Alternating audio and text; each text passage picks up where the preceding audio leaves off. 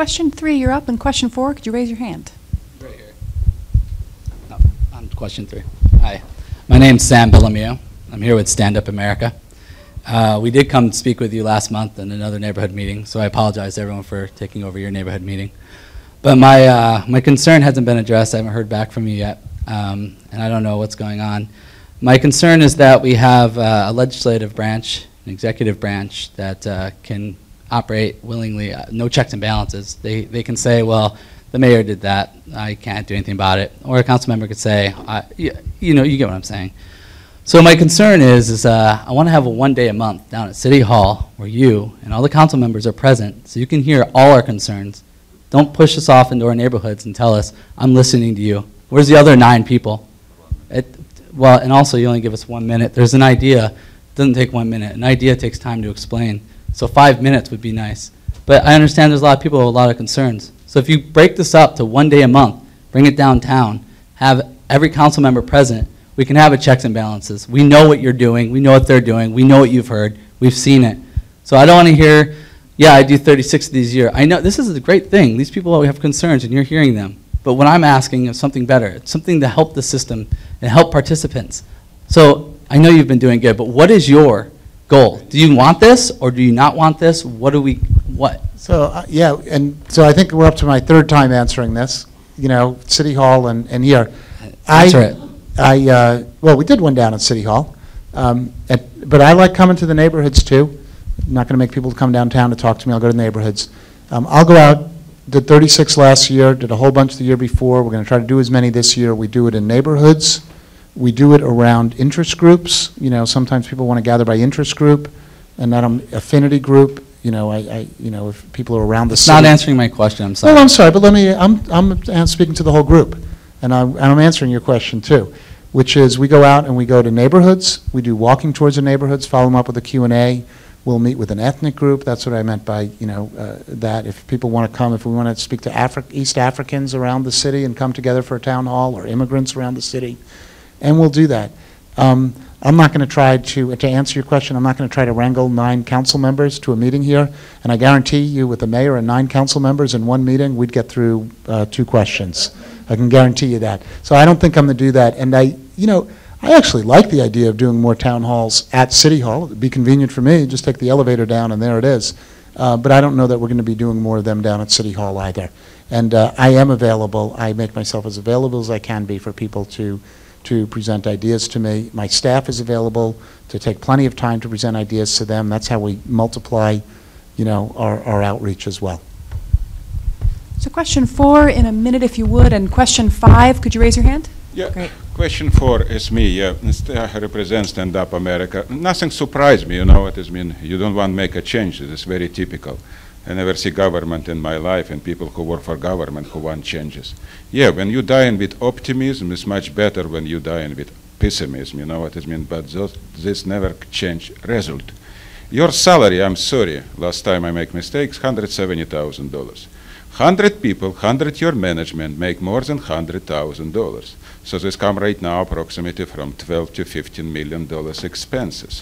What is have only top management. And I give you a couple examples. You know how many children in United States of America go hungry every day? What is you thinking figure? It's not so big. It's only 20 million. It's most like Canada. Yeah, it's not so big.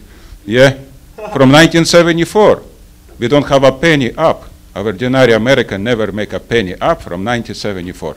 So it's nothing to. How many children you have? Your children go home hungry every night? I don't think so. Pardon me, sir, but if we could wrap up your question, that would be just terrific. Or comment. I have my 60 seconds? It's about at that. Okay. So I'm sorry. So my question very simple. When you start acting like a normal democratic government and cut your salary and cut your management by half minimum, you need to show people, you need to show city who you are. And what is you talking every day and every year? We listen about this. I listen about this for all of my life. These people probably listen too. But without you guys, we cannot make changes. When I'm only talking alone and you are doing nothing, nothing will be changed. In my generation, in another generation, you broke building, it's very easy. Build back, it's need 100 years. Thank So you that's so up much, to you sir. right now. My question to you, when you start acting like supposed to be acting democratic mayor? There was a headline recently about the number of employees in city government making more than $100,000 a year, and how that's grown over a number of years. And substantial number of those actually are, the result of contracts adopted, union contracts adopted before I took office. Since I've taken office, this is what I can report to you. I personally donate $10,000 of my salary to charities. I asked my wife to pick out local charities that provide direct services to people of Seattle, and that's what we do every year. By law, I'm not allowed to reduce my salary according to the city charter, but I can do that, and I've made that commitment. That's $10,000 more than I've given before. My office collectively pays a lot less than the top salaries in the mayor's office than the last administration does. We went to the unions when we had this budget shortfall. We asked them to give up an automatic 2% increase. They had a floor of a 2% increase every year, and instead take actual inflation. They agreed. So we've been working to reduce salaries. We have made reductions in our workforce because of the fact we have less money. The public has less money, government has less money. So we've looked for efficiencies and we've looked for ways to spend better, but ultimately we've also had to let people go in order to meet our budget.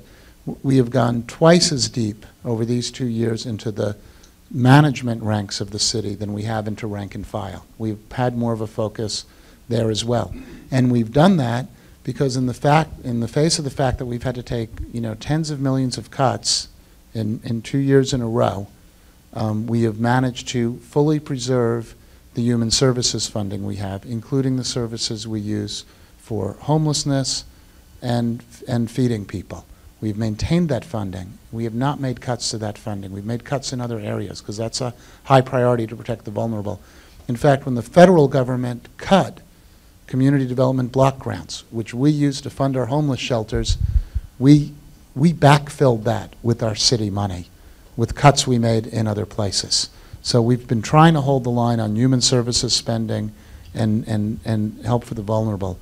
I want to say our ability to do that in the future is going to be really challenging. Our budget situation in the coming year is, I said at the beginning that things are looking a little brighter, and that'll take a little bit of an edge off of our budget situation.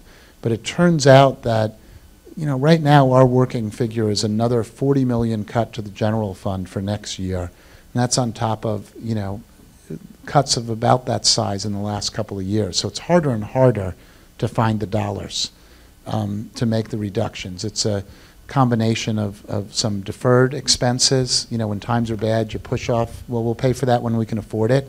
But they're expenses you ultimately have to pay for. You can't keep deferring it. So sooner or later you have to pay. The fact that the collapse really damaged the pension system, and our employees are contributing more to the pension system, but we have to contribute a little more to bring that back to health so we don't lose our bond ratings with the bond agencies. So we're going to have a pretty hard run this next year in figuring out how do we balance our budget in a way that works. There's only so many more efficiencies and savings to find. So we're going to have to talk about programs. And we've also managed to do our budget balancing without a significant increase in taxes. There was the Families and Education Levy, which is larger.